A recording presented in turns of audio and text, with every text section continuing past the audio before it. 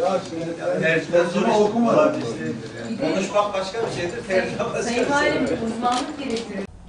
Bugün o işbirliği protokolü ve oluşturulan çalışma grupları çerçevesinde Erbil'den misafirlerimiz var. Erbil'de Yatırımlar Kurul Başkanı Nevroz hanımefendi, doğru telaffuz ettim değil mi? Erbil Büyükşehir Belediye Başkanımız var.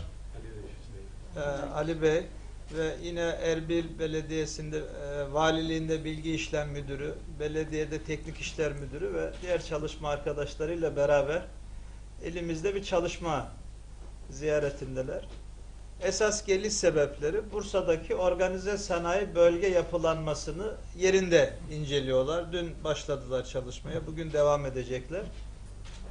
Kuzey Irak'ta biliyorsunuz Türkiye'nin ve Bursa'nın çok ciddi bir ticareti var bölgeyle. Şu anda 10 milyar dolar seviyesinde bir ticaret var.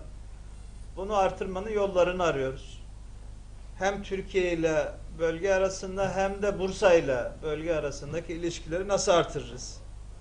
Karşılıklı nasıl yardımlaşırız? Tecrübe nasıl paylaşırız?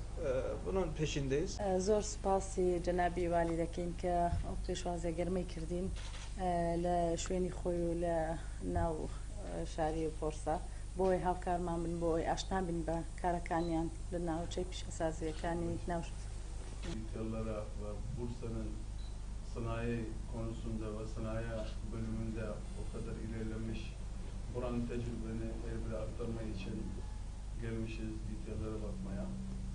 تر پەرە بەکەرتی پیشەسازی بدەین سیاسەتی حکوومەتە پێشەوەی پێشەندین ساڵ لەوانێ سیاسەتی حکوومەت بەرەو هەندێک ئاراستی ڕۆیژ بایە بەڵام ئێستا کە سیاسەتی حکوومەت بەرەو ئەردکردی تایبەت دەڕواکە بوویتە ئەولەویەتی حکوومەتی هەرێم لە بواری پیشەسازی و لە بواری پرۆژەکانی پیشەسازی بەتەکید بە هاوکاری هەموو لایەن پەیوەندیدار لەلایەن شارەوانی و پارێزگا کە هەمووی هاوکارن حکوومەت گرنگترین بوارەکانی پیشەسازی ببژێنتەوە لە شاری هەولێر و لە هەرێمی کوردستان بەگشتی.